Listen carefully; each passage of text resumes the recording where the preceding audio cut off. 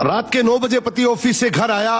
पत्नी ने आते ही उससे लड़ना शुरू कर दिया क्योंकि वो उसे पसंद नहीं करती थी। पति बोला मुझे खाना तो दे दो, बहुत भूख लगी है। पत्नी बोली खुद जाकर खा लो, मुझे तो नींद आ रही है। पति चुपचाप सुनता रहा और पत्नी पूरी रात उससे झगड़ती रही। जब सुबह हुई तो पति बोला मुझे नाश्ता तो दे दो।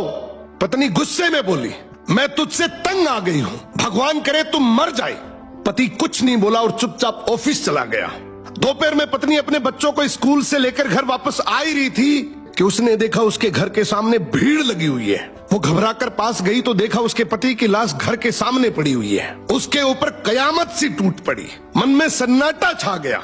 लोग आपस में बात कर रहे थे कि कार से उसका एक्सीडेंट हुआ है। पत्नी जोर जोर से चीखने लगी और चिल्लाने लगी कि संजय उठ जाओ, अब मैं तुमसे कभी नहीं लड़ूंगी, तुम्हें कभी कुछ नहीं कहूंगी, मुझे कुछ नहीं चाहिए। उठो संजू, तुम्हें भूख लगी थी ना, चलो मैं खाना देती हूँ, मुझे छोड़कर मत जाओ, उठ जाओ।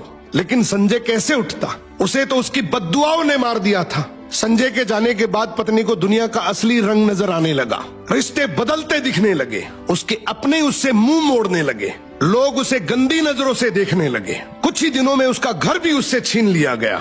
जो हिस्सा उसका बनता था ससुराल वालों ने उसे दे दिया। पति के मरने के बाद पत्नी को एहसास हुआ पति जैसा भी हो, चाहे पसंद का हो या नापसंद का, लेकिन वो औरत के सर का ताज होता है। अगर इस बात से सहमत हो तो कमेंट में यस टाइप करना।